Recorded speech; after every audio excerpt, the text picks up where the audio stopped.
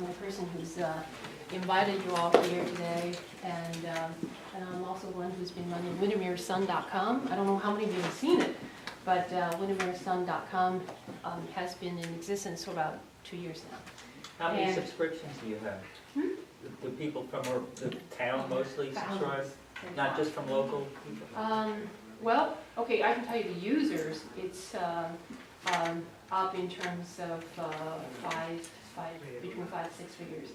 And we actually, this is leading into when I first started, actually I started another blog, it's called sunasthefuture.net. Because of my background, I'm from math and engineering, and I've been teaching university and colleges for about 20 years or so, and in mathematics. So some of my students, former students, were trying to get in touch with me, trying to find out a little bit more about solar energy industry, because I used to talk a lot about solar energy when I was teaching in math. And right now, in 2011, I particularly wanted to start letting more people know about solar energy, promote it and advocate it, because we basically found out there's not much coverage in mainstream media. And so back in 2011, it started in the beginning of 2011, and both my husband and I, we went to the World Solar Challenge in October, which is a solar car race in Australia, composed of university students, colleges from all over the world, basically designing their own car.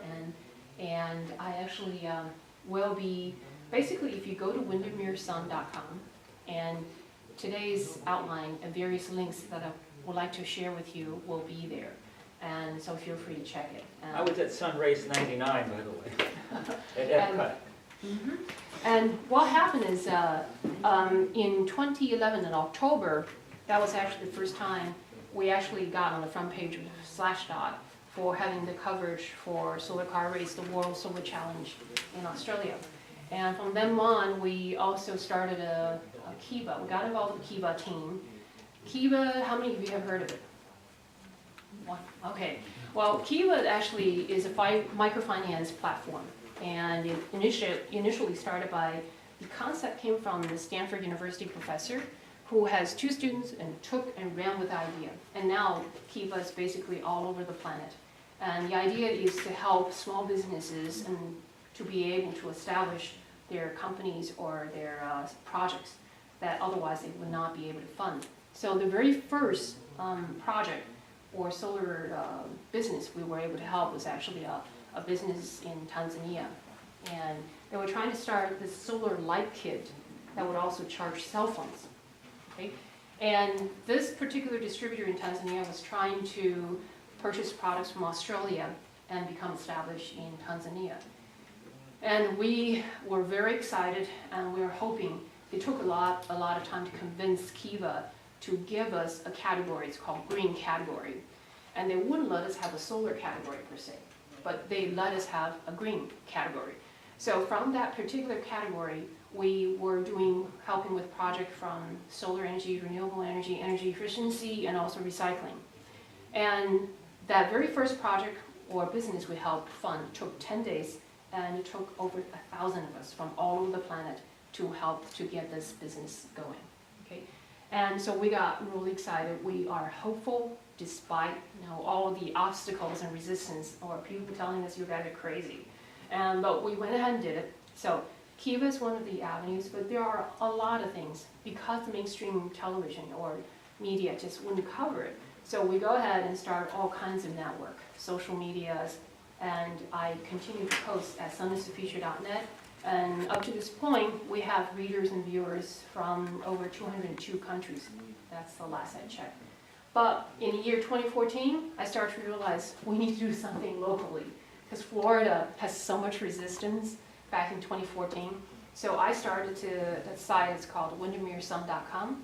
And I basically, I know that if I simply concentrate just on solar at the time,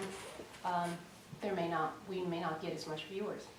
So I focus by having links that has to do with jobs and business opportunities, business ideas, business loans and grants, entertainment, and health and beauty tips, all kinds of information. Just invite people to view it. And I think we picked up some of you here today from that, And, but we continue to put in new ideas because we're living in a very exciting time. We are all going to transition into a clean energy future. And there are some people who believe that we will be able to get into 100% EV and 100% solar energy by the year 2030. So there's going to be a lot of businesses that's going to needing to be taking place. And so, hi. Please sign in. Hi, is it Brock? No, Marshall. No? Marshall, okay. Welcome. We were just talking about sunisfuture.net and WindermereSun.com, and we have both a lot of the links, and instead of, I decided the last minute, and I would just provide it for you as a link, as multiple links that you can access.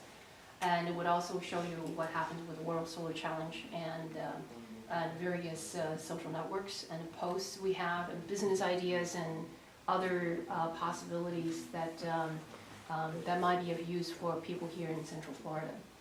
And well, so we continue on with the Windermere Sun from 2014 on. In April 2014, that's when WindermereSun.com started. And up to this point, the last I checked, we have 100 readers, viewers from 143 countries, even though we're focusing on Central Floridians. So most of what you're going to be reading has to do with Central Floridians. Ideas for businesses, where you can get lower your cost of living. We have provided a lot of information such as how to be more energy efficient, how to obtain solar energy, and how so Central Floridian can go solar. So that brings us to today, because as long as Windermere Sun is going to be promoting activities, business collaborations that has to do with health, beauty, or happiness, and sustainability, we are going to be basically running our meetup as a two-part, and we're going to be bringing in speakers who can help us answer a lot of questions about various topics pertaining to health, happiness, and sustainability, sustainable living. And also, part of the time, we'll have people network. And so that's the thing I keep on reminding people to bring in your business cards so you can exchange cards.